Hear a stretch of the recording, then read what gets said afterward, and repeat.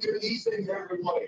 I have finally tracked down one picture for this evening. I promised this, I think we're all scared, but he's now here and ready to go. Welcome everybody to tonight's pitch competition. My name is Matthew, one of the co-founders of the Entrepreneurs Collective. Before we kick off, I'm just going to hand over to Jessica, from Homegrown, our fabulous hosts for this evening, to tell you a little bit more about the club, who they are and what they do. Thank you, Matt, and welcome along, everybody. I think we've got a bit of a video. Shall we press play? Unless the music's really loud. Or we don't have any music. Anyway, welcome along, everybody, and it's an absolute pleasure to have you here for our monthly pitching evening with Entrepreneurs Collective. Always a really good, exciting evening, and what's the best part about it is you get to meet loads of cool people at the end of it too. So best of luck to everybody pitching tonight. But just before we start, a little bit about the club, that for those of you that are new to the club, we launched this club 5 years ago as a club for high growth entrepreneurs and investors. Hence why we're partnered with VC. Our sister club, Home House, is just 2 minutes down the road, a bit more lifestyle focused. I'm sure some of you have been there before. Quite a lot of you may have left with the fact you still head there. We are the slightly more business focused. We run about 30 members events per month. And that's from everything from kind of pitching evenings, masterclasses. We have an investor-hosted dinner series. We even have a business fuck-up club, learning from successes as well as failures in business. And I will let you into a little secret. One of the speakers here tonight has spoken at our most recent fuck-up club. I won't tell you who. But yeah, we have about 20 reciprocal clubs worldwide, and you are currently in the basement, but we have a beautiful building above us. And as a VC member, you do get the opportunity to use the club for the day, pop in with a guest. There's a drink on the house, cocktail, tea, coffee, whatever you want, and come to any of our other events, and a nice little discount as well if you'd like to join. But I'm now going to hand back over to Matt. Wish everybody good luck, and let's begin the evening. Thank you very much.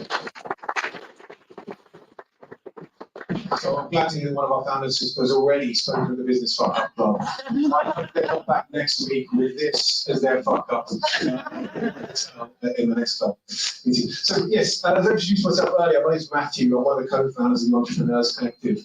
I've been a founder a couple of times and a co-founder. And the Entrepreneurs Collective wasn't something that was around when I started that journey. And it was interesting to realise that I had left university with a business degree and a lot of enthusiasm, but I didn't know what I didn't know. I thought I was ready to conquer the world.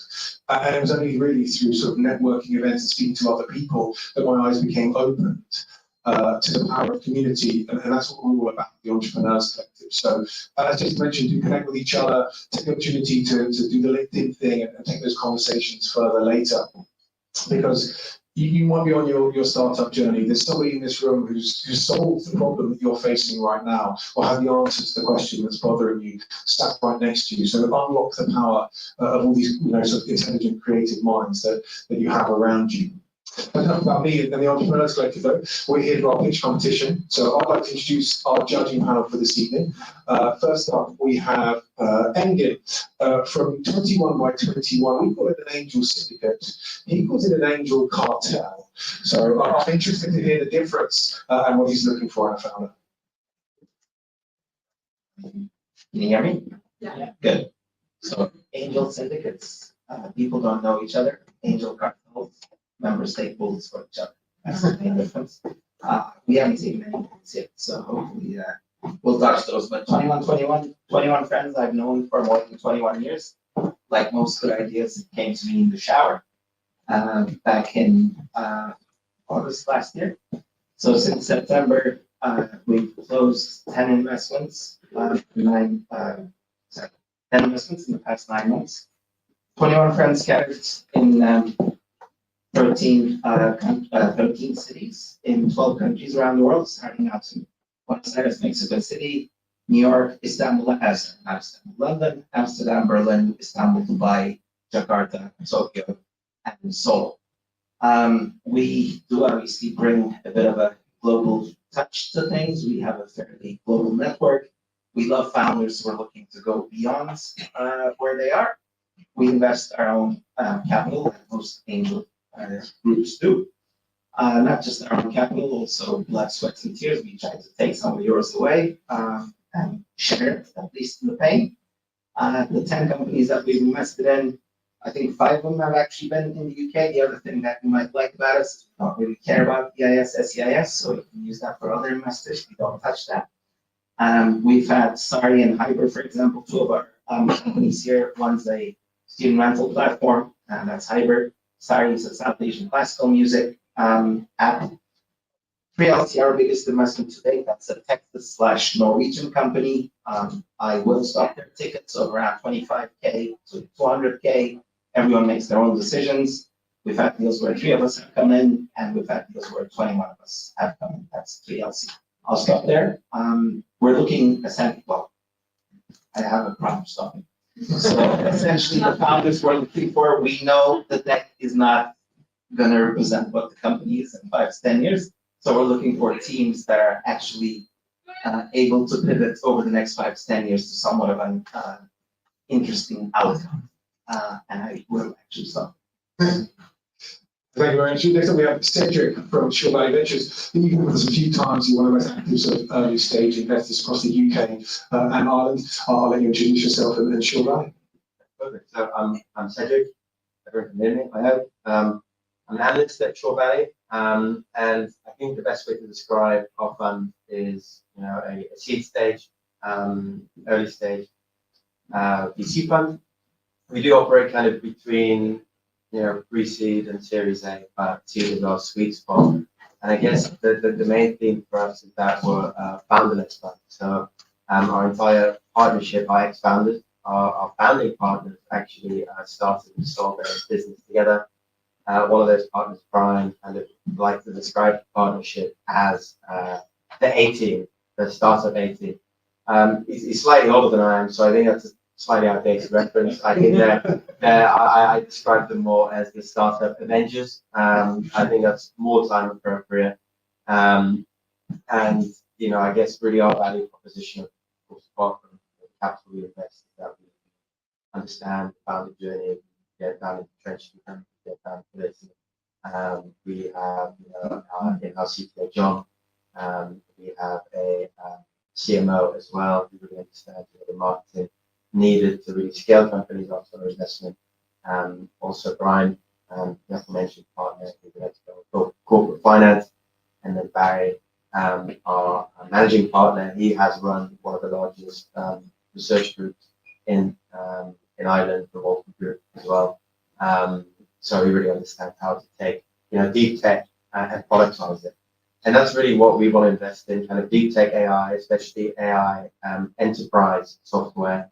Of course, that is slightly niche, but we have been doing it since 2017, when the landscape is obviously different than it is now for AI. So I guess kind of take a step back, the way we really look at or investments that excite us is kind of under digitized, disruptable industries that have a mountain of data but lack the infrastructure to really extract insights from that data that can yield efficiencies to really help them grow and digitize and automate their industry. So kind of AI vertical fund looking for founders with expertise and data to build some proprietary models with to solve problems in that industry. So that's Shore Valley in a nutshell.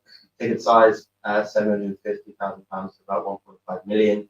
usually we do to leave around to go invest. So that's pretty much it. Brilliant, thank you very much. And next up, Dr. Shiva, background in banking and finance, previously I think with the Bank of England, good connections with Barclays, Eagle Labs as well. That's Angel Investor. Hello, hi, good evening, everybody. I am 30 years in banking. By the look, you can say I'm from Sri Lanka. 23 years ago, I came here, and my company is iBank. You will see in High Street very soon, iBank, which is connecting all the banks in High Street, a physical branch with all the banks. So with that, I worked for Bank of England for 8 years, integrated all the banks. Now, why I'm here, we can invest from 100,000 to 30 million because of products investors, including banks. You will get even a place to pitch yourself. You get a green room or even forecast room. So connect me. You can see me in Google. You just Google. You can see. My idea is I want to see at least someone in AI, banking, fintech. The world is changing, and people need you. I'm looking for somebody who is very innovative, very talented, and just talk to me, and you will get your paper from tomorrow. Okay, there's so much money out there. Seriously. The question is how you will get that money. Break the bank. Brilliant, thank you very much. That is our investor panel for this evening. So without further ado, I'd like to welcome to the stage our first pitcher from Renault. Ben, please give a big round of applause.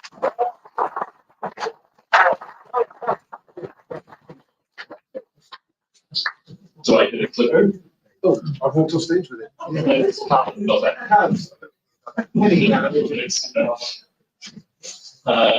So yeah, we go. So hello, I'm Callum, co-founder of Renault. I'm here to talk to you about how we can make home renovation easy. My co-founder Penny and I have worked together for about 11 years or 12 years, something like that. And we've bonded over how difficult it is doing anything to your house. We finally decided to do something about it.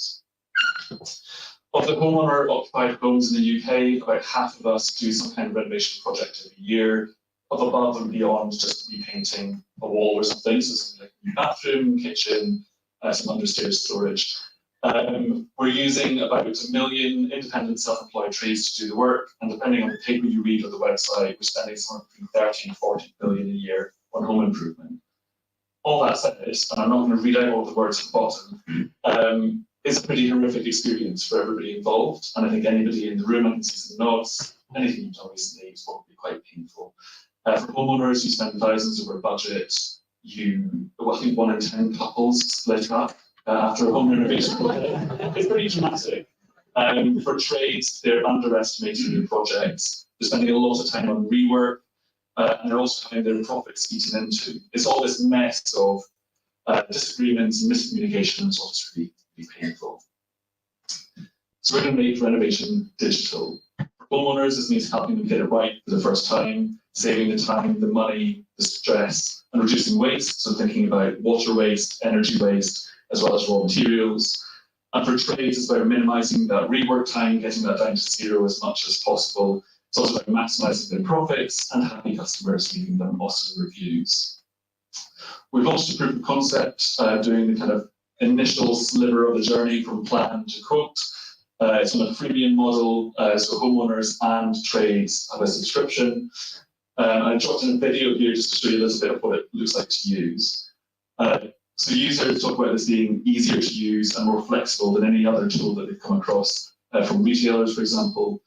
There's hints and tips and context to help you understand the impact of moving a basement. And other things. What's really cool is we automatically draw elevation sketches just based on the floor plan, and it's all to scale, and you can adapt as you go. So I'm just making my sink a little bit wider there. So you can be reflected on the floor plan, same with the towel rail. And last week, we've got a partnership with Coat Paints. Anybody who's decorated recently might have come across them. So you can now see their colours in the app. There's also some reciprocal marketing coming soon. So that was a very exciting milestone last week. In terms of what's next is all of the other rooms in the house. So kitchen, viewable, valuable, and it's using tech to automate as many of these steps as physically possible to just make it a lot easier. So shopping right the way through to making the supplies arrive at the right time, making it clear who's buying which supplies, helping you manage payment and even maintenance notifications. Traction to date, so it's early days, we launched a bunch of the paid features just 2.5 weeks ago. So these numbers change every day. Penny and I are like updating every day. But initially it's looking pretty nice. We've got some good conversion and a really nice Trustpilot rating of excellent. Thank you to all the users who've left reviews. We think there's a massive opportunity here, just looking at the UK homeowner occupied homes and those million trades. We'd be looking to extend it to taking a cut of the payments made through the platform once we have that feature in there, and gives us some really nice numbers, and yes, grow beyond that. We've done this before, Penny and I. We've run digital design consultancy businesses, and one of our clients is in this space. So Boxed, the Uber for boilers. If anybody's bought a boiler recently, we designed and developed and delivered their MVP. They got millions of investment from Mr. Bosch and are now a very successful digital business. If anybody needs a boiler, you know who to call. In terms of our team, trying to keep an eye on time, I won't talk about everybody, but we have a very strong development team. And just recently we've onboarded the editor of Living Etc. magazine as our advisor, responsible already for the introduction and the partnership with Coat Paints. So really opening the doors for us, and we're very excited to have them in the team. Our ask is we're raising 500,000 pre-seed for marketing and feature development.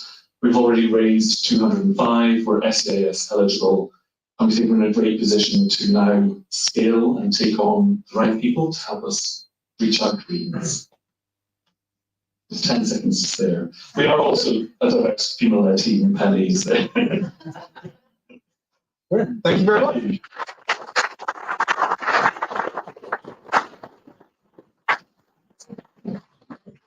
There's our judges. I like those numbers on the traction slide. Can you talk a little bit about 1% premium conversion and the 2.2 capital LTV? Could you expand on those a little bit? See how they moved over time. Yeah. So this is the conversion over the last 2.5 weeks since we introduced the paid features.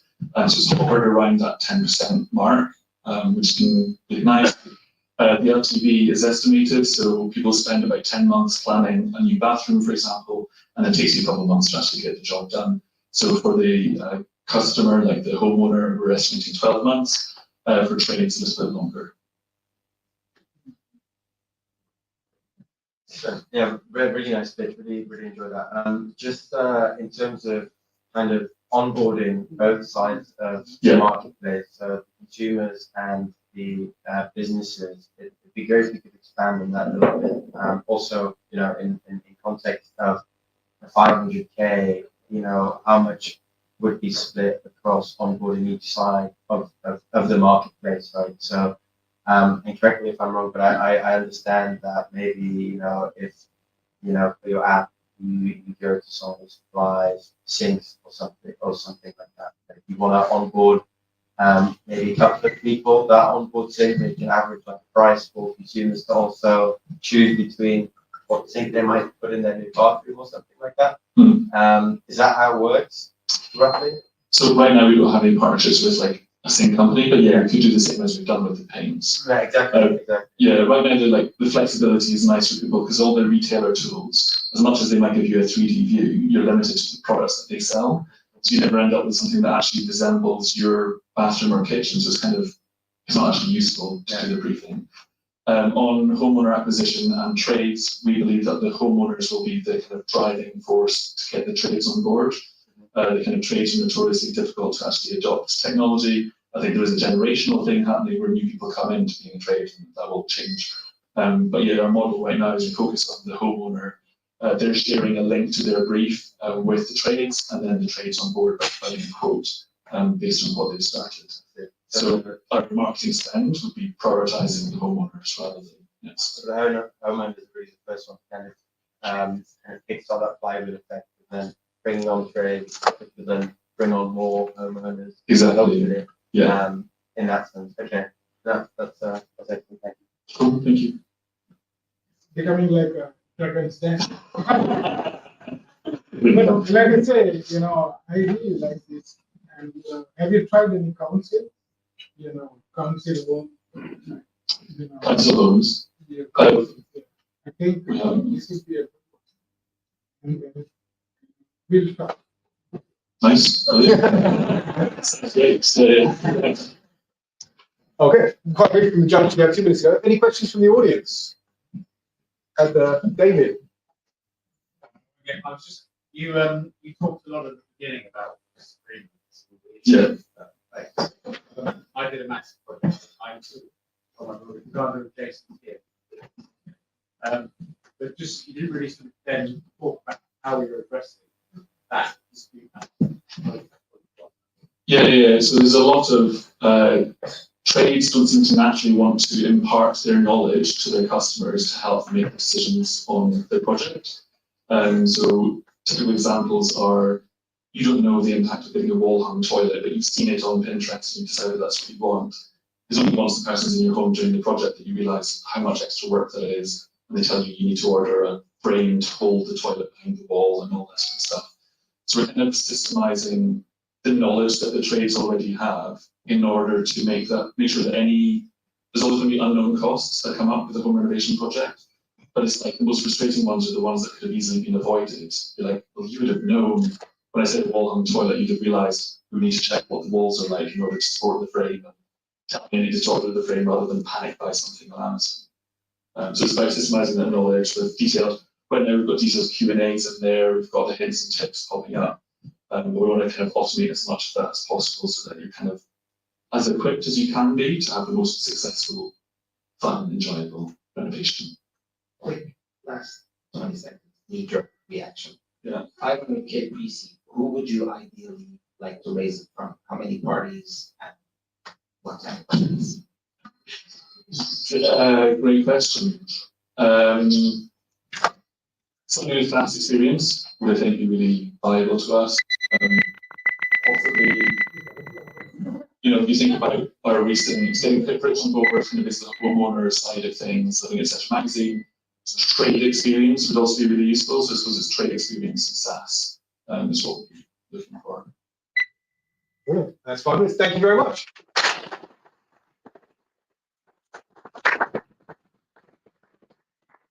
Next up, please welcome on stage Julian from Yeti Skin.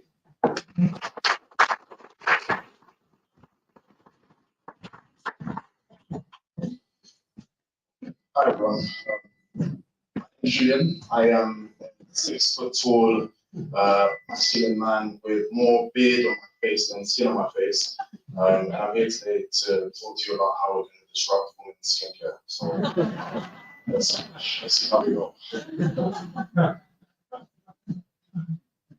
Cool. So I guess for the last 5 years, I've pretty much devoted my life to really revolutionizing the supply chain for small-scale female farmers across sub-Saharan Africa. Essentially, when you buy a product on the high street, you'll spend 30, 40 pounds on a moisturizer or a body cream. The people who make most of the raw ingredients that go into said products will make no more than £2 a week.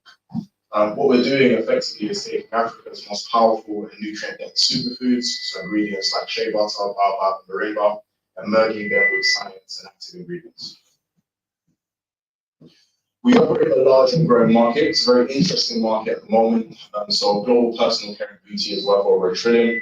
But what's interesting is what's happening, particularly in the UK. So we've shown growth in sales of natural and organic skincare over the last 12 years, growing at 23% year on year. But even more interesting than that, there's a growing consumer demand for increased transparency. So 88% of global consumers have said they prefer to buy from brands that advocate sustainability, but more importantly, have ethical sourcing structures in place. More particularly, we feel that there's a lack of transparency, and that lack of transparency is impeding the path to purchase. So more and more consumers are complaining about not just where their ingredients are coming from, but the people that are involved in the supply chain. So really, our vision is to use tech and blockchain to kind of shape this industry up, particularly on products. So every product that we sell contains at least one Yendi-approved African superfood that we've trademarked. These ingredients are effectively traceable from farm to bowl. So the idea here really is that hopefully one day you'll be able to pick up one of our products at Boots or in the Barrett, and before you've even gone to the checkout, you'll scan the QR code and we'll tell you exactly how much of a premium we paid for said raw ingredient, and hopefully even a video of the small scale female farmer who made the raw ingredient that went into that product. How the supply chain works at the moment is quite clunky, and you've got what we call on the ground back in poverty picks, effectively taking a lot of the margin that really should be paid back to the small scale female farmers. So using blockchain effectively, we want to shorten the supply chain the best we can. Price recognition, so it's, whilst we really want to do everything we can to kind of revolutionize the supply chain, it's important for us to actually build a brand. We've been recognized in British Vogue multiple times. We released our Super Shea Moisturizer at the end of 2022. By December 2022, it was recognized by British Vogue as one of the best beauty products of the year. It was also recognized in British Vogue again last month, April 2024, as best moisturizer for radiant skin as well. So I do offer discounts for these to come and speak to me at the end. A little bit more about the business. So what we do, as I mentioned, we pay a premium to our small scale female farming partners, but we're still able to have strong margins in order to scale the business both offline and online. What we know so far is over the last few years, we've been growing our AOV to make sure that we can scale the business online. And offline, we've had interest from places like Boots, Holland & Barrett, and Organic, who said they love our brand, love our products, and just want us to release more products because we get traffic on the show. So it's a really interesting time for us. From an online perspective, just off the back of the two products last year, we were operating at a negative LTV to CAC ratio. This year, towards the end of last year, released two new products and started seeing an increase in our LTV and AOV. So now we're operating at positive unit economics in order to scale our online business as well. Collectively, we built a team that have over 20 years of experience across fast-moving consumer goods, tech, supply chain. I myself was an early employee at Monzo. And then our advisory board has Giles, who's a former creative director of Dove at Unilever, Daisy, who's a chief digital marketing officer at L'Oreal, and Josh, who's the brand and social impact expert. So we feel as though we're the best team to put this together. We're raising £200,000 EIS, really to help us scale both online and offline and achieve targets. We do feel as though there's a global opportunity here. We feel as though we've got a really crowded market, but a key point of differentiation. With 10 seconds to go as well, that is me. I was happy to take that.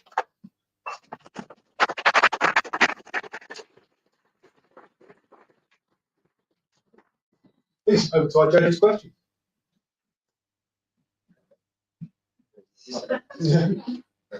No, really interesting. I definitely agree with your thesis on the growth of skincare products and especially demand for transparency and provenance. I think on that point of transparency and provenance, which chain are you currently using to essentially track the flow of the ingredients to the final product, and how much kind of effort and resources you're actually expending on kind of the blockchain element yourself?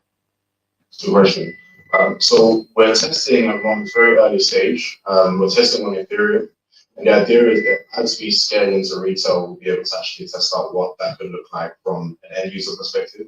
At the moment, what we do know is that we have the supply chain. We know how much of the premium we're paying to several ingredients. And the idea is kind of figuring out how we can transfer that data onto the blockchain, whether it be an app or just a web page that kind of loads on the website. But answer the first part of the question, we're looking at Ethereum. And just kind of to understand the logic there a little bit, I think it's interesting, and I'm not saying what's right or wrong to do here, but what's your logic behind, kind of doing this yourself and building on Ethereum, rather than say, focusing strictly on the physical product? while maybe you could kind of outsource some of that provenance and transparency to chains that are already kind of focusing on that free chain, for example. Yeah, absolutely. Other kind of layer twos on the theory. Yeah. I guess the answer to the question is we want to do as much as we can if possible. We have looked at alternatives. AWS have a really good solution as well.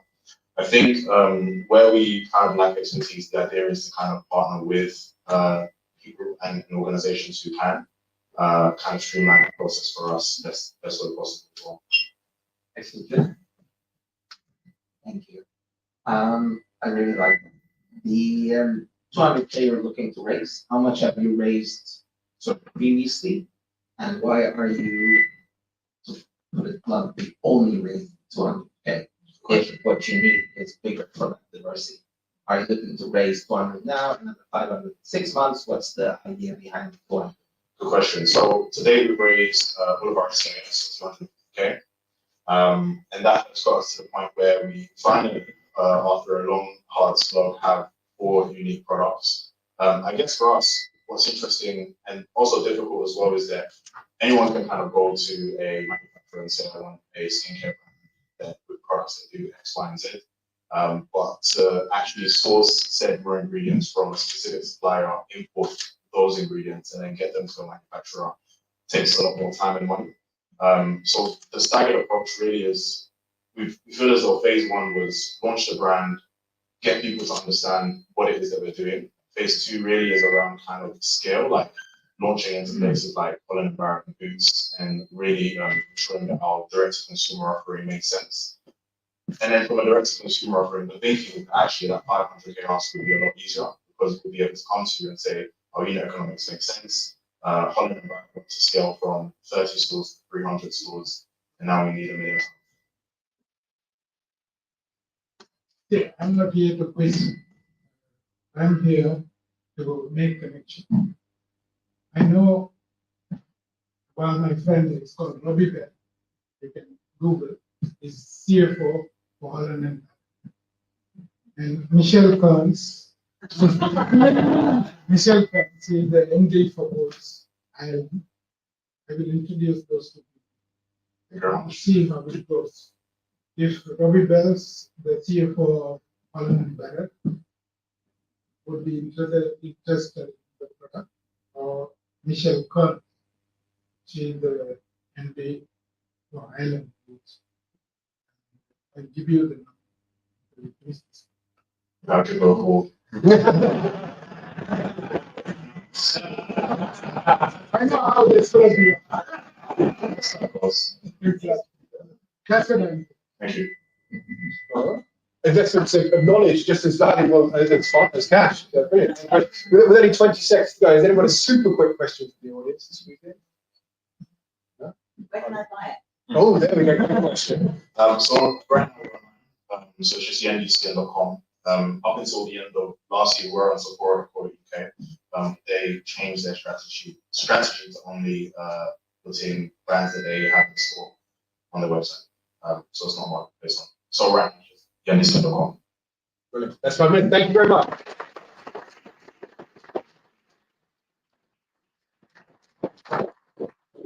Next up, please welcome on stage. Sorry, is it Mia from Square? Thank you very much.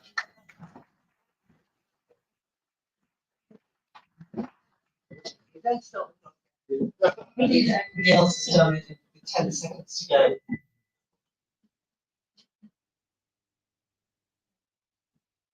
So, other than love, the best gift you can possibly give your child is great education. So we founded the Squirrels in order to enable families to help with the cost of the education years by retailer-funded cashback and other micro-saving mechanisms. In other words, and in a nutshell, you earn, they learn. Families benefit from Squirrels. Just from cashback alone, the average family will get £12,000 during the educational year of free money. Retailers benefit because working with us, we can achieve their commercial objectives, and we also help them help children and help schools. And yes, schools benefit from every single transaction that our families make. And finally, you, the investor, will benefit not just because of the potential worth of our company, but because you're involved in a social impact business. So how do we make money?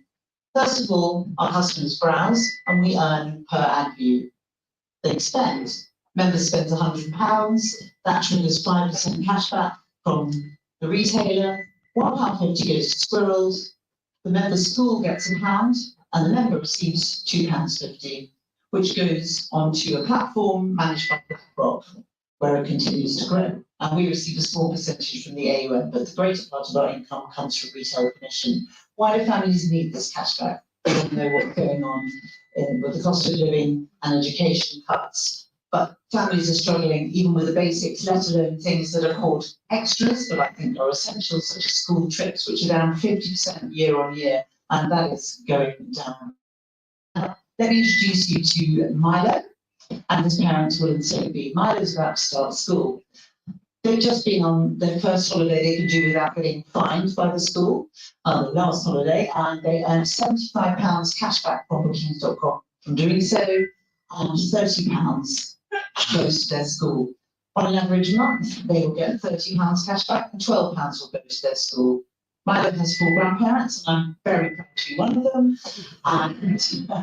And we're also channeling our expenditure to help them. Now, our P&L is made up of thousands of families like these, all from different backgrounds, but all from with the same aim in life, the best possible education that their child can have.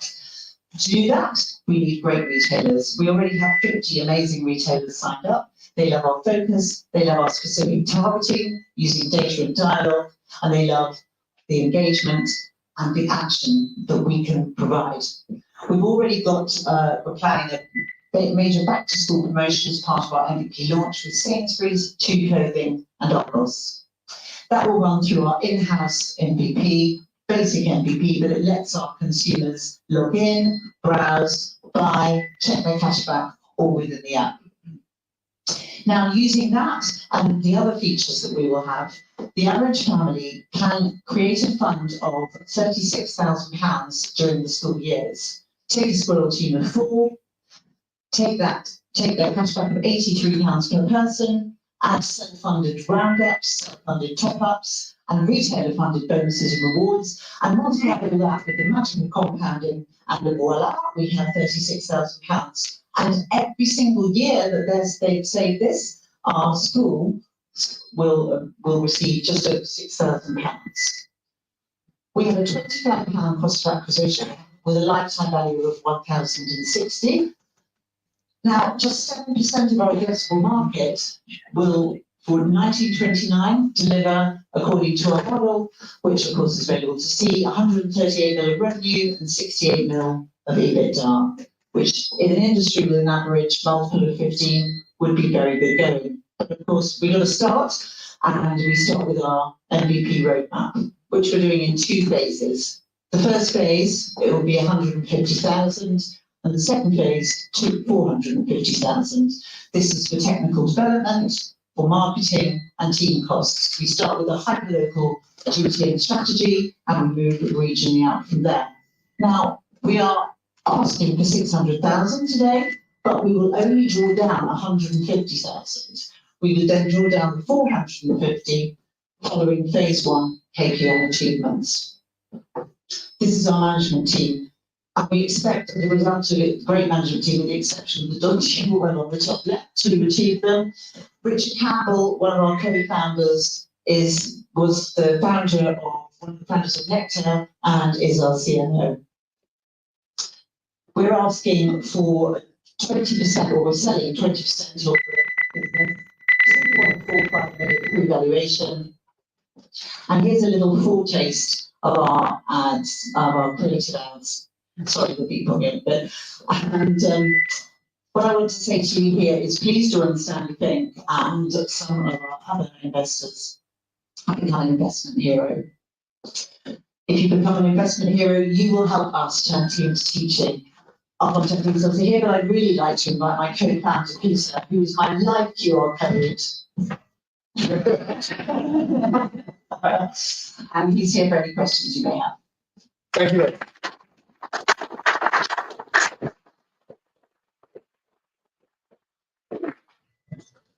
Over to our judges. I actually go in the morning for a walk. And I can see a lot of squirrel. I was in squirrel park. I think it's a good, you know, and a lot of schools need it. You know, like I said, the market is a lot of students and schools need funding. So if they see this kind of funding, this and I will work with a lot of schools with funding is. I can see something. Thank you very much. I think it's important for schools and the families both to receive funds because the one helps the other and it encourages and helps with the relationships, which have been somewhat damaged by COVID also. And reduces our cost of acquisition because schools are motivated to get their families to sign up. And also, in a space where there is some competition, means that people want to use Squirrel, and people like Top Cashback and Quidco aren't going to suddenly give 20% of the cashback that goes that is coming to give it to a good cause. You already promised funding. Yeah, super interesting. Again, kind of in terms of onboarding, right? So kind of the way I see it conceptually is kind of a three-way marketplace between parents, school, and retailers. Right? Absolutely. In terms of kind of achieving that critical mass and get to start the flywheel effect, because obviously all three kind of need each other for the platform to work. Who are you targeting first to onboard here, and you know, what is your strategy to really kind of, you know, bring on, especially, you know, the retailers and schools who in some cases might be hardest to sell to or onboard, bring onto the platform? Thank you. That's a great question. So we've started with the retailers first because it's really important we go out with 50 names that people know and trust and are in every single part of the UK. We've selected two key areas in the UK, representative for certain different, one because it's under indexes in terms of people of colour, and one because it over indexes against the British national average, and in terms of socio-demographic class as well. One also because it has a lot of distance from retailers, and the other where it has more retailers within a square inch than you could shake a stick at. So we're starting like that. And within that, we will go to the school, to the PTAs, in fact, rather than to the schools, because schools can't actually recommend a financial product. So, but we will also do a strategy, a hyper-local strategy known as peacocking, where, for example, in town A, somebody walks out, they go to the cinema, and there's an ad. They walk to the bus shelter, and there's a poster. They're beginning to think there's something really going on here. They hear something on the radio, they go into their local chip shop, and meanwhile, parents in the playground are talking about it. We examine what we've got, we adjust, we move on, we go to the next town, we spread out from there. And it is a practice that we are all well practiced in. I think the thing about other cashbacks is that they're just shooting in the dark at people. The only thing they've got in common is that they're people. We know our tribe, we segment by our tribe. We know we will not offer somebody in a desolate town in Cornwall, you could go on this marvellous skiing holiday, but and therefore make them think, this is not my tribe. Everybody who's a member of Squirrel will feel this is my tribe, this is me, this is what they're here to help me. And also, we wouldn't not help independent schools, which, as we know, there's a lot of drama about this, but a lot of people who go to independent schools, for example, there are a lot of children with mental health issues and who have gone to, whose parents have chosen to bust a gut and send them to mental health issues because they have struggled in their local state school about peanuts. I'm not getting political here. What I'm saying is that these people are going to need help too. There isn't a case of state school poor, independent school rich. Everybody is being hit. Sorry.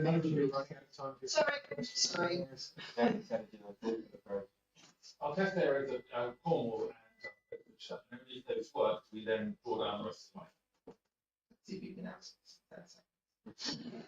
You mentioned other retailers like data and dialogue. The data you're going to accumulate from what happens in the app is of tremendous value to those retailers. Would you Yes, we have. Obviously, there's a big debate going on, and Tesco and Sainsbury's recently. I learned once this. Yeah, it's pretty Yeah, yeah. Were there was about to be a case because they were effectively blackmailing their customers into giving them data, like saying you won't get the price cuts if you don't give us data. But actually, this is the reality of the world. Would you rather be served items that relate to you, or would you rather be asked if you want a tractor, for example? Yes, and yes, data monetization, it's there in our model in a very small way, but it is something that is obviously, as we grow, would be enormous part. Let's imagine you have some dogs and you spend £500 a month on dog food because they're big dogs that eat a lot. We can say to Pets at Home, we've got 250 people who will regularly spend £500 a month on pet food. We won't tell you who they are, but we'll give them mail shots saying 30% off the next 2 months at Pets at Home. They will pay us a fortune for that open, warm lead because they know that you're about to go and spend a shed load of money and they want to convert you to a long-term Pets at Home. I mean, our CTO is just brilliant on the data monetization. That's a whole revenue stream that could be much bigger than we are currently envisaging in the model. And it's why we're going to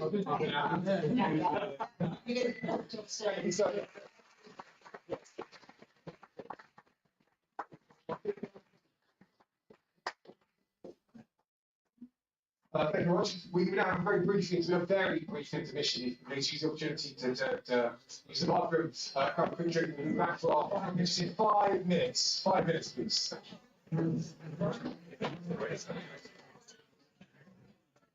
Yeah, that's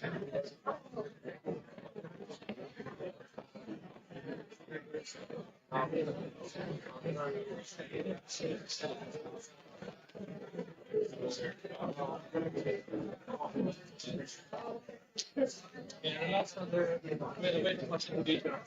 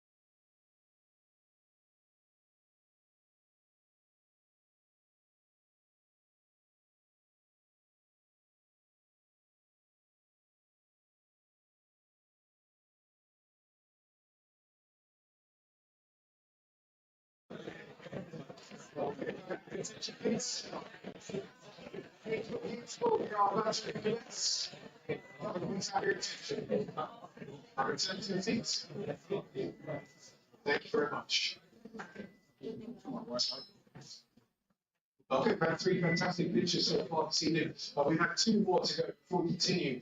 I mentioned earlier that Entrepreneurs Collective is about bringing together the best people at the best events and solving problems. I'm going to welcome to stage one of our partners, David from Avery Law, who's going to answer, well, who can answer all of your legal queries and questions as a startup. So David has been with the Entrepreneurs Collective for several years. Helped many of our startups from everything from the founders agreements through to term sheet negotiations and beyond. So please welcome to the stage David from Avery Law.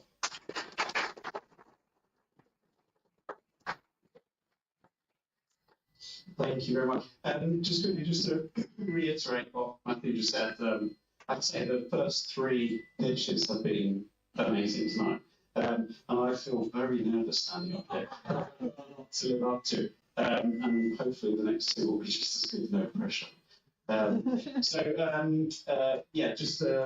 won't really bore you, I'll be very, very quick. As Matthew said, we've been sort of working together with the EC for a number of years. The reason we chose to partner with EC was purely because of the way we do things as a law firm. Myself and my co-founder, we set up Avery Law almost 12 years ago. We probably launched just about the same time that SEOS came out. And we came from very toxic backgrounds. I started out having Avery, he was Norton Rose. We did a lot of big, cross-border deals. It was working all night long. We learned a lot very quickly, and we decided, with all this knowledge, why don't we do something that's catered more towards the early stage entrepreneur? So basically, we are a sort of growth tech focused law firm, helping people go all the way from idea stage to exit. The good thing about us is you don't need to leave us. You can stay with us all the way to exit. You don't need to go to one of those big London law firms. We can take you all the way through. There's about 23 of us now in total, so still small, but not large enough to be a big London law firm. And the benefit of that, we'll come to pricing in the moment. Obviously, that's very fundamental when it comes to lawyers, because nobody wants to spend money on lawyers, especially when you're fundraising and you've got much better things to spend your money on. But as I said, we've got a lot of experience, growth tech specialists. The way we work is quite commercial. I spent 10 years working in-house doing private M&A deals for a high net worth Russian family. So we weren't allowed to use lawyers externally. We had to learn incredibly quickly. It gave us very commercial-minded way of doing things. And as I said, I have founded this law firm. So I have a lot of experience in terms of what you're going through on your journey. I've probably experienced a lot of the same pain points, although legal is a little bit different and often a little bit more boring. And also, probably just to rub our shoulders a little bit, we have won a few awards recently. We've gained a lot of recognition in the market. But I think before we go on to the EC member benefits, one thing that I think really sets us out from some of the other law firms is our whole holistic approach to the way we work with our clients. We don't just work with founders, we work with a lot of funds, strategic investors, institutional investors, cross-border investors. We do a lot of M&A activity, both inbound and outbound. So we think that can give you, a better sort of outlook in terms of how you can set your offerings on your fundraise journeys. But just to get to our benefits, I think Matthew mentioned this earlier, but we do a lot of things like pre-fundraise term sheets. So if you have an institutional investor that's thrown a term sheet at you, please feel free to send it to me. I can tell you very quickly whether it's market standard or not, and there's any red flags to look out for. We can prep you ahead of your fundraise. We can do a legal health check. We basically just pretend to be the investor's lawyers, and we question you to the wazoo and find out what you haven't and have done, and we'll tell you whether it's important or not important, depending on the investor. And then we have a similar sort of offering to so-called seed legals, that all of you might know. So white label is the software. We brand it co-sec because it's a bit cool rather than company secretary.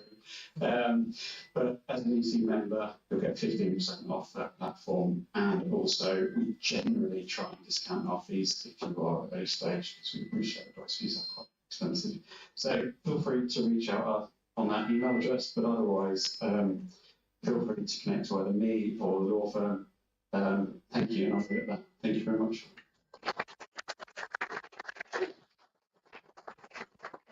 There's QR codes on, so if you want to open their phones. Before you answer, can I ask a question?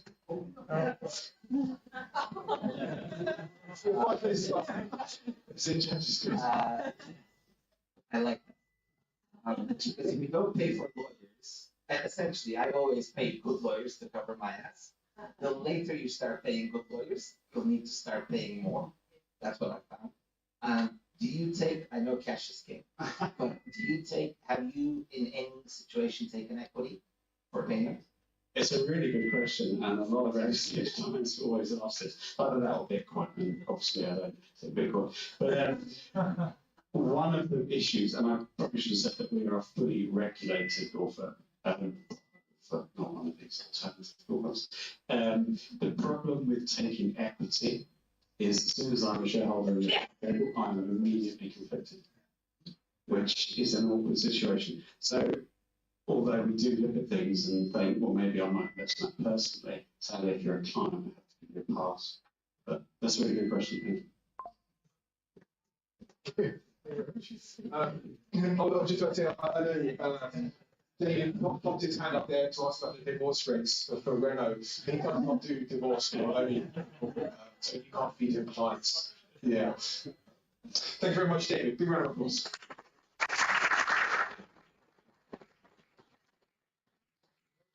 Next up, I'd like to welcome on stage John from Space 32.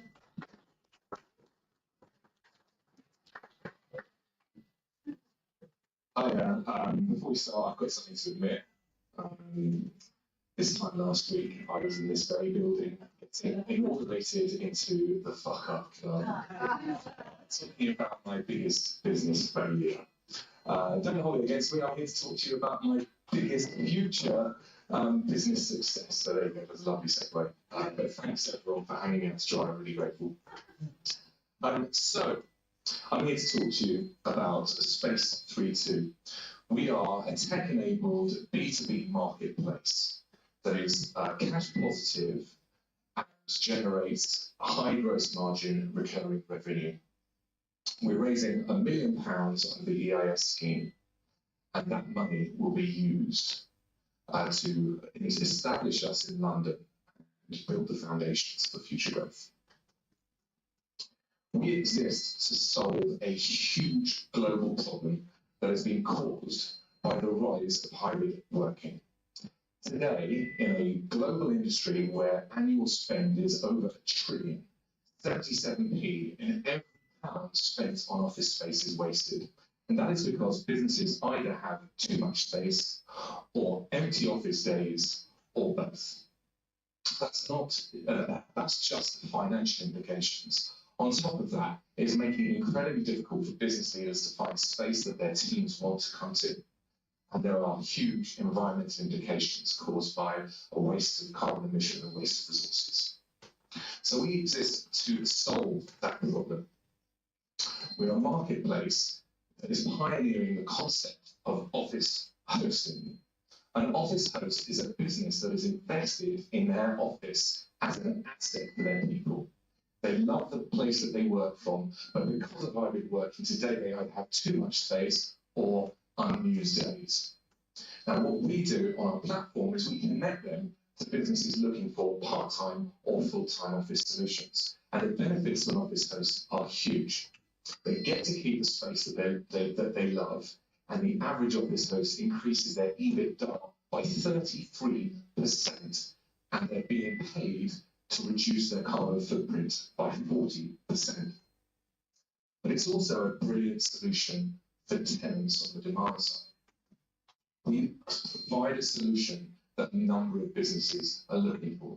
When compared to other solutions, tenants in a hosted office get way more space, far better facilities on a flexible solution for less. And for us as Space 32, we have a major benefit that we have no physical assets, no liabilities, and so we can meet increased demand faster. We, over the last couple of years, have worked hard to unlock our business model. We describe ourselves as a virtual flexible office provider. With zero assets and liabilities, the average deal that we work on is 20 desks for around 2 days a week. That generates over £6,000 a month for each office host, and we take 15% of every month's revenue. We've learned that the average occupancy length is 24 months, so one single deal delivers nearly £23,000 in lifetime value of fees. But on top of that, we have learned, because the lifetime value is so high, we can actually add to direct acquisition channels. We can also use brokers and still maintain a 3-to-1 LTV to CAC ratio. But even better than that, because of the nature of this industry, every deal we do includes a 2 months advance payment from day one. So we have 0 days payback on CAC, which means we are cash positive. The potential is enormous. The flexible office sector is set to grow by 600% by 2030 to 300 billion in annual revenue. And we can take advantage of that increased demand better than anybody else, because we are quicker and faster at onboarding new supply. But this isn't just an idea, we've proved the concept. We've done 20 office host deals so far, of which 80% have been part-time. And that's generated £2 million in revenue. And at the moment, we are generating £125,000 in annual recurring revenue.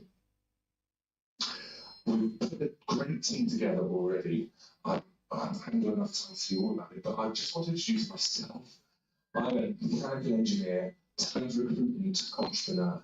And the only reason Space 32 exists is I solved this problem for my own business in 2021, and they're still generating £100,000 a year in rental revenue for 2 spare days of office space.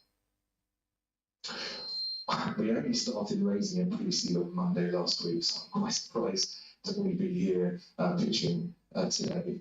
Of the $1 million that we are targeting, already 15% has been collected from existing investors. So to finish, we wake up every day thinking about the enormous scale and opportunity that this business possesses.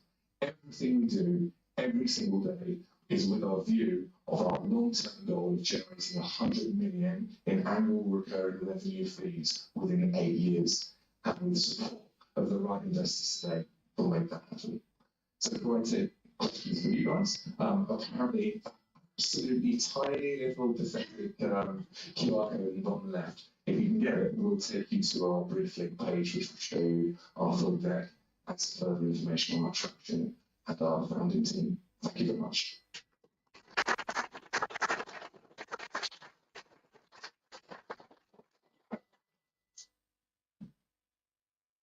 Quick one. 3, 2, 1. 3 days in the office, 2 at home. Well, that was the original thought. Well, that was what mine. In 77p, that gave me 23, 33%. It's 3. I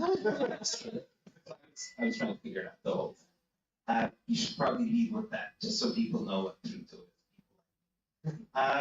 So 2 million rental revenue, just so I understand the numbers. 2 million rental revenue generated. You said 800k GMV and that 125k ARR. Yeah, that's So on a monthly basis, you're now making about 10k pounds a month. the short answer is that we've only just adopted our recurring revenue model. Yeah.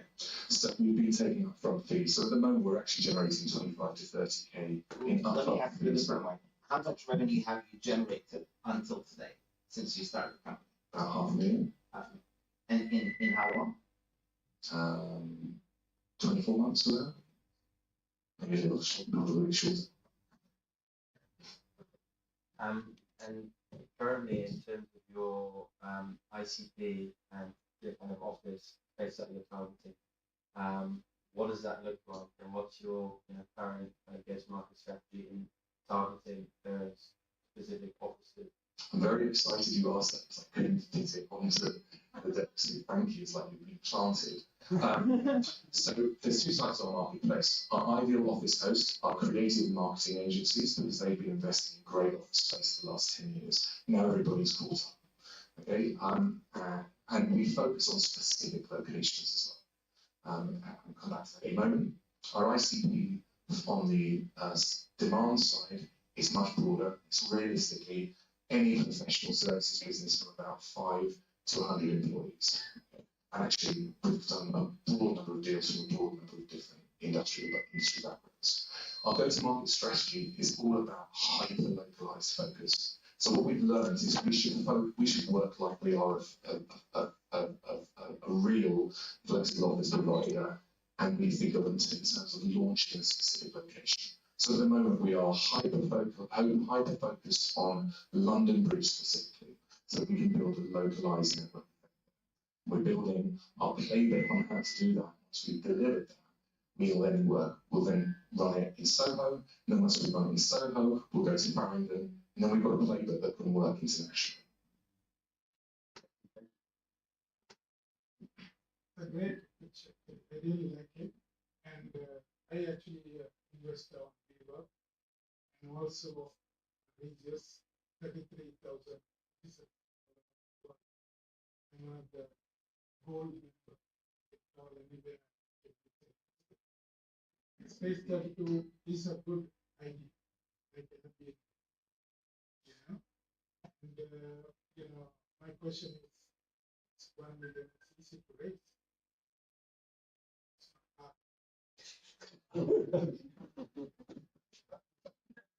Was a quick one or more?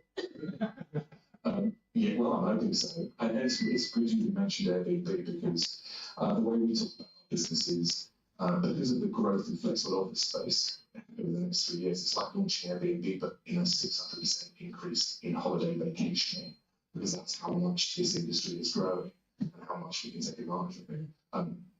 Is there a question? No, actually, the question is, if I say I can bring you a flat to one say 1,200 locations, can you provide?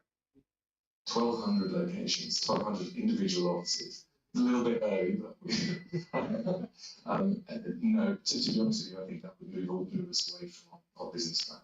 As I mentioned before, everything we're doing today is to get us to a specific goal in 8 years. And right now, today, it's all about our go-to-market strategy. It's all about increasing the automation on our platform. If we took that on, it would move our attention away. It would be going for a bit of money now instead of all the money later. It's not even evil, I apologize. I'm local to the rest of London and the rest of UK, and we talked about a playbook. So where else in the, or let's get back to London. You mentioned London Bridge, Soho, and then Farringdon. And then at what point how easy do you think it will be to copy paste this into other cities and internationally? Plus, what does competition look like, both in the UK and globally?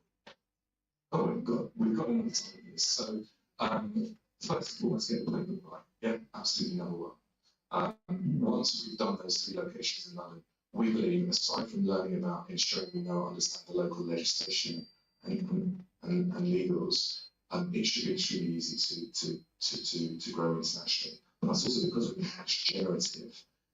We shouldn't have to raise so much money at later stages because that zero payback is worth 2.5 million in cash in the next 3 years. So we don't see huge challenges. I think the other bit is around making sure that our platform is automated at the early enough stage. Otherwise, we're just going to end up being a brokerage. So we're focusing very heavily on within 3 weeks, we're going to be launching an ability so that an office host can create their own listing on the platform, just so that Airbnb sets up. And likewise, space seekers will be able to shortlist their space. They'll be able to dislike the spaces that we shortlisted to them. We'll start building feedback loops and algorithms and all that sort of thing. So everything, as I mentioned, it's not about growing fast now. It's about foundations for international growth. Do we have one office at least? Do you have? Us as a team. No, Yeah. you have one office where we can come. Yes, absolutely. You are cordially invited to the first office host, which is just next to Old Street Roundabout. It's my recruitment business. I've stepped aside from it, but it's basically two. It takes 6 desks in that for 3 days a week. There's a PR firm in the other 2 days a week. You can come, have a look at the space, see exactly how it works. I've got an investor who I met at the Fuck Up Nights last week. I show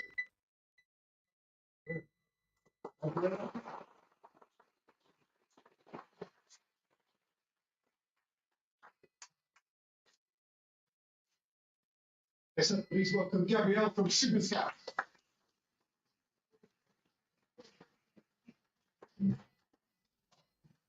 Hello everyone, I'm Gabriel, founder of Super Scout. So Super Scout is an AI-powered CRM for locations in film. So think about the last film or show you watched. Can you remember how many backdrops and settings there were? Every single one of those was a location or studio. If it was a location, it had to be found, compared against 100 other options, narrowed to 20, narrowed to 5, seen in person, and booked. That is the job of a location manager, who is our initial client.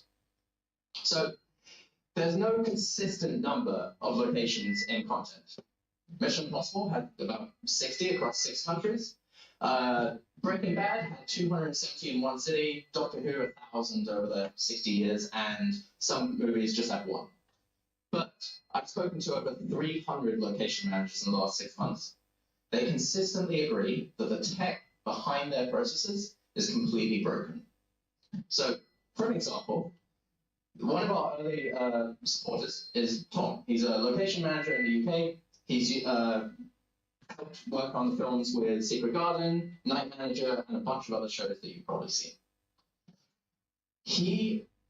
This is kind of his process. So, let's say he receives a script asking for a main character's house.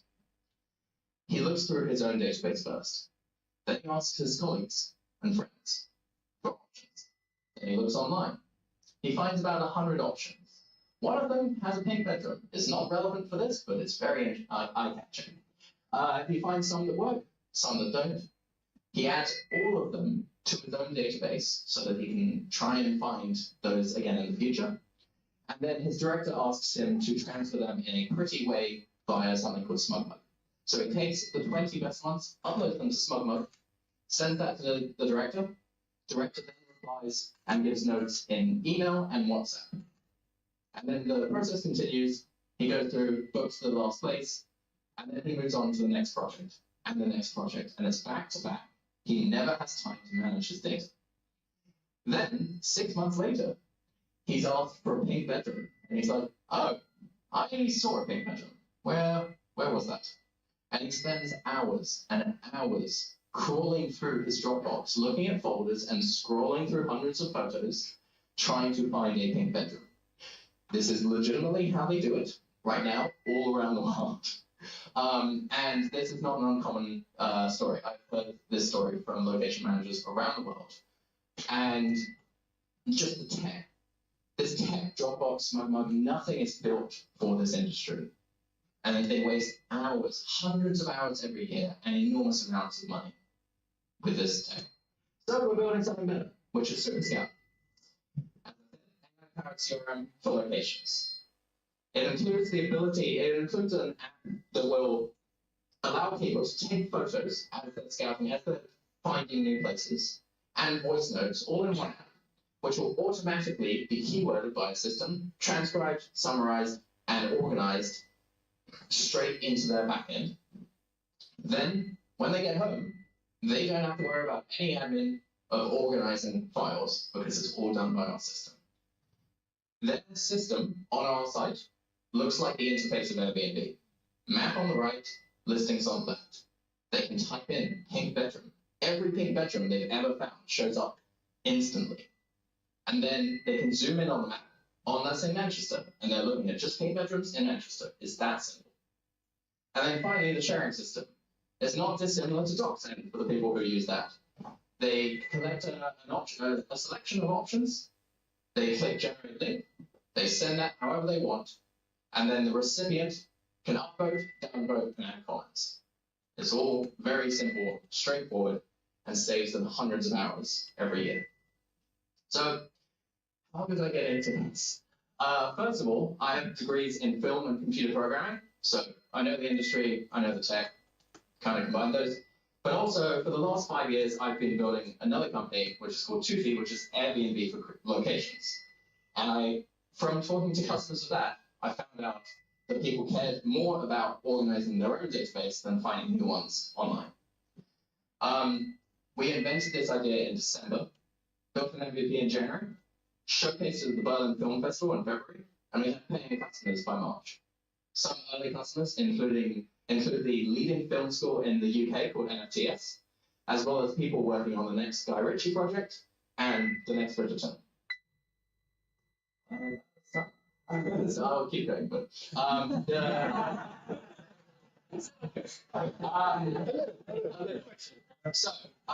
yeah, there are about 750,000 individuals and companies in the world who track locations and need this software, bringing our market size to about 1.1 billion.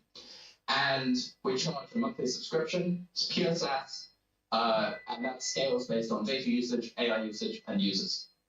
We are raising 300K right now to bring this product to launch and get to cash flow break-even next year. We have 50% committed. We have won a 50K grant to build half of this. And we're in talks with a lot of incredible people, including a massive production company in the US, who are interested in closing the round in June. So just offering you an opportunity to get in before that happens. Thank you.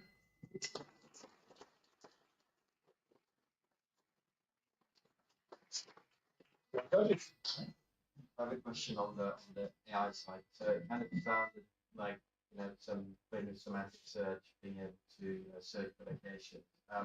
What is kind of the model behind that? What is I guess the secret sauce in the tech stack that gives you element of defensibility? Let's say, I'm not saying I don't know the industry as well as you, but some larger studios in the US, for example, they could build something similar just for their own location management. Yeah. What is the thing that really differentiates you that you say, okay, they're not able to do it right?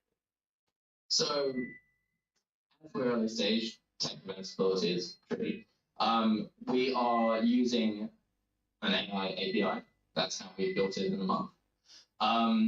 So we built our system so that we can plug and play whichever API makes the most sense, is the cheapest, is the best. Right now we're using GPT-4 Vision. And the main focus for us is building the workflow processing, like the process of the workflow and the tech behind that, not worrying so much about the AI. It's kind of a string to the bow. And it'll help us. It gives us a very, very quick, easy way of getting customers because they're like, wow, that AI is incredible. It's more of a hook for them. Where we get defensible is as we collect all of these locations and with all these location managers, they have all come to me and been like, hey, could we build a marketplace here of locations but vetted by us?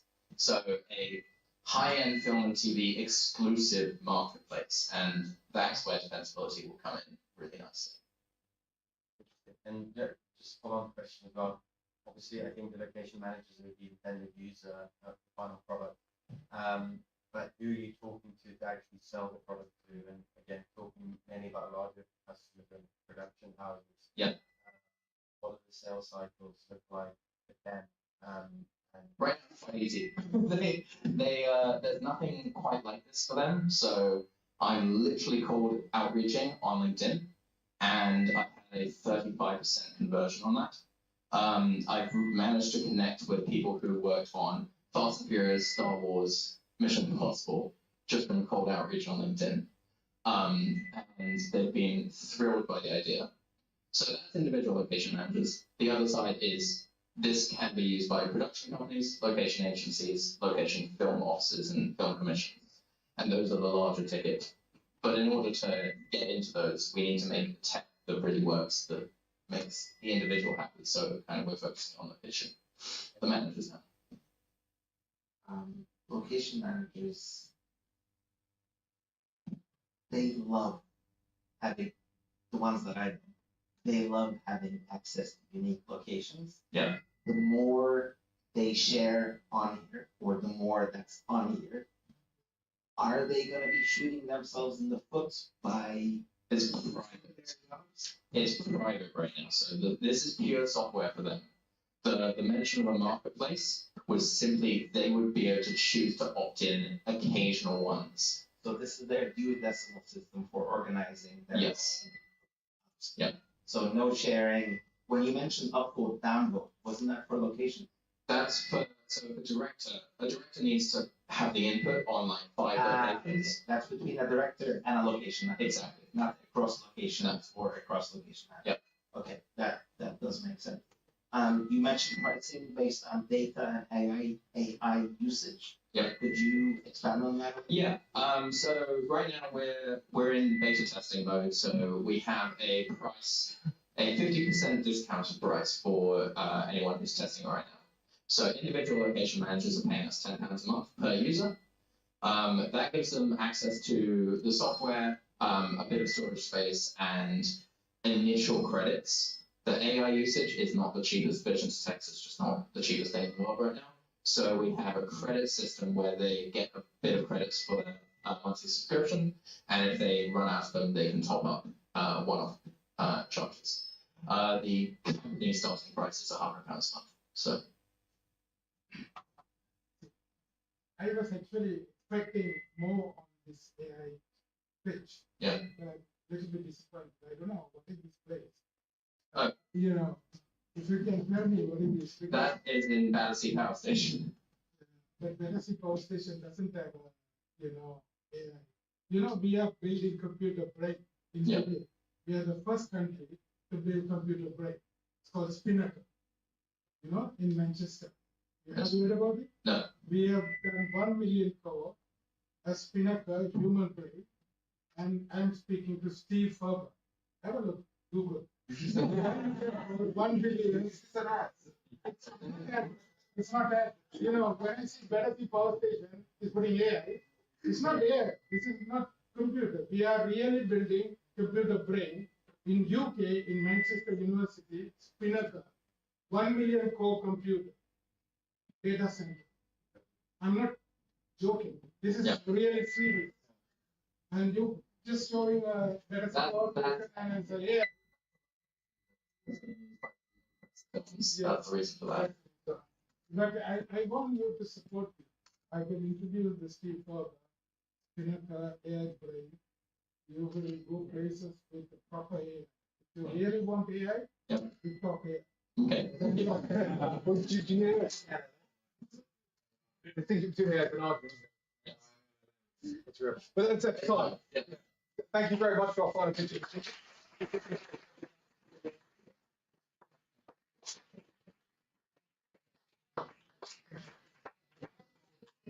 So that's our 5 pitches for this evening. I do not envy our judges. They're sitting there, so we pop in next door to give us 3, 2, 1. Yeah. So we have one final pitch for this evening, and that's for myself. So thank you very much. We're librarian, so it's good to teach you. Thank you very much for your attention this evening. We have one final pitch, and that's with myself. I'm Matthew, as I mentioned earlier, one of the co-founders of the Entrepreneurs Collective. And if you've enjoyed tonight, if you feel you've learned something, or you feel you've shared some knowledge with somebody else and they've learned something, then that's what we're all about, and we would love to have you join us as a member. As I mentioned earlier, we would like to think we are the #1 startup and investor community in the UK. And what makes us that is the power of the community and all of you that are here this evening at our events. We have a small team that operates, and it's this sort of the power of multiple of crowd knowledge that really makes Entrepreneurs Collective such a success. That said, it's not just for you to do all of the work. We do what we can to help as well. We run an enormous range of events, pretty much 2 a week. I've been events director for 2 years, and it's been the longest sort of 28 and 29, the birthdays of my life. No, of course I jest. I'm substantially older than it's taken its toll there. We have our large-scale pitch competitions like this evening. This is hosted the last Thursday of every month here at Homegrown. We have a couple of sector-specific pitch competitions.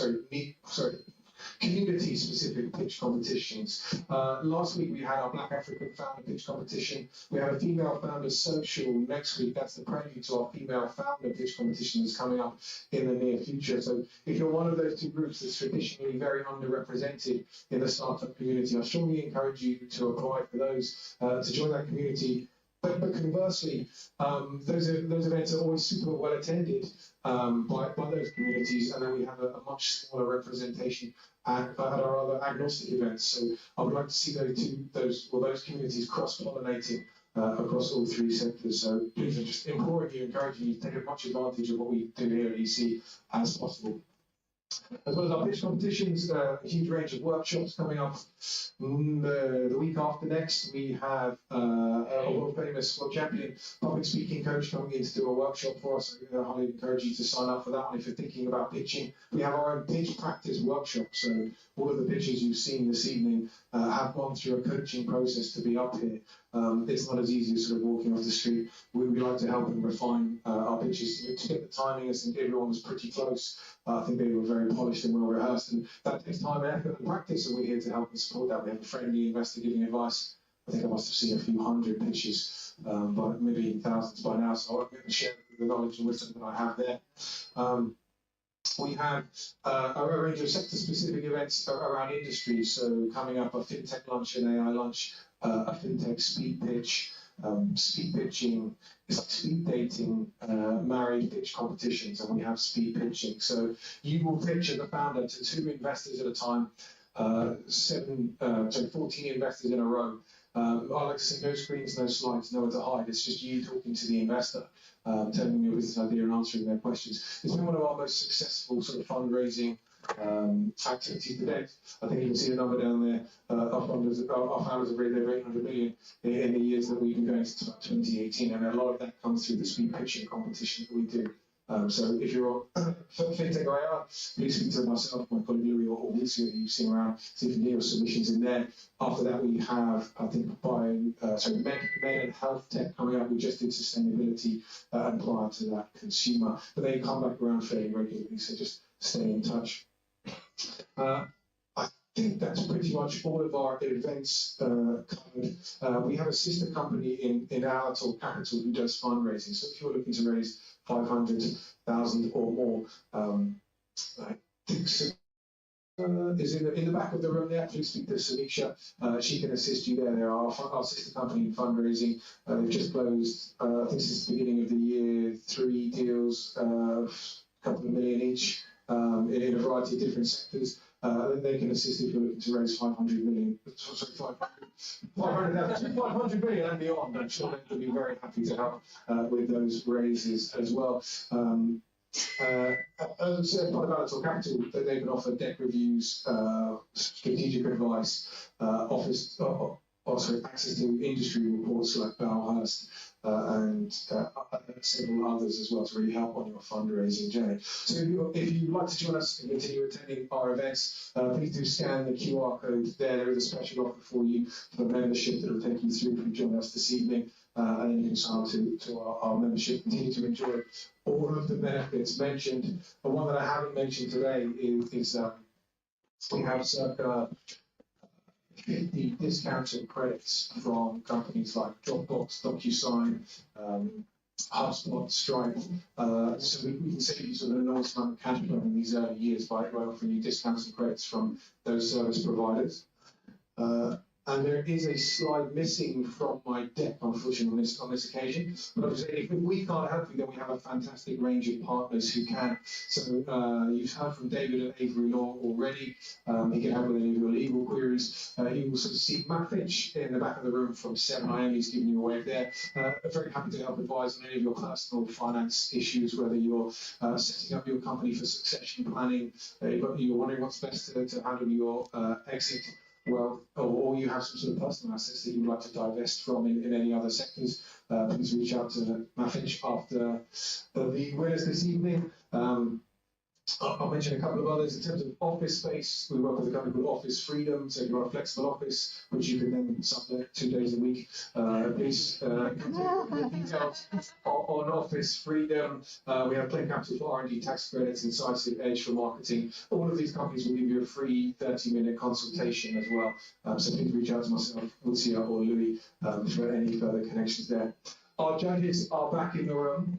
I'm going to hand over to who's been nominated to give the 3, 2, 1, and excellent the 3, and have a little comment on each of our founders so far. So we'll kick it off with 3. Our third pick, or our pick for third place is Super Scout. That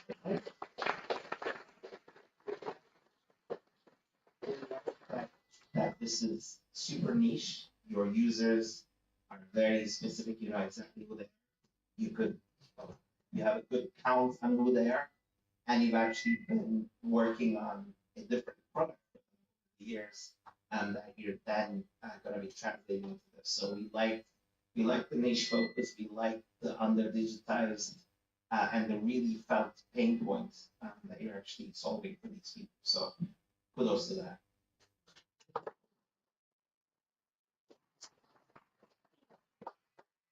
Then number 2. Yeah. Number 2 is Renault. It's very interested, and also you have a lot of projects with the big and very scalable projects, and a lot of council estate and a lot of private need your service. So if your app is good and customer feel, you can scale up and you can be profitable to 12 months. So we like. Brilliant.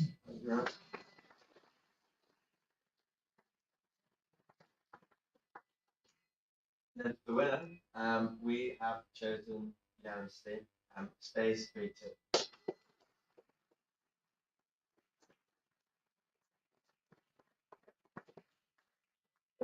The main reason here is, I think, really, I think the answer to the market question as well. I thought that was answered very, very eloquently. I think really that was, I think, a key risk, and you may have noticed that I asked one question regarding the marketplace and the onboarding. I think the key risk there is targeting the right people, onboarding them quickly, and then attracting the other side of the marketplace to actually go into those offices. I think the hyper-localization to then scale that up to London-wide, nationwide, from there is very, very intelligent strategy. And then also add to that the fact that you have no overheads.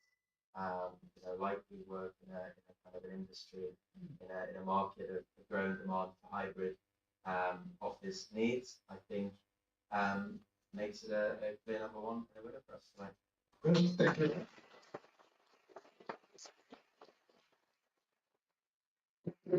I know we picture tonight is a winner in our eyes. So I'd like you to invite you all up onto the corner of the stage to join our judges for a quick winner's photo. Thank you very much. That is the end of the Pursuit this evening. Everyone else, enjoy the networking.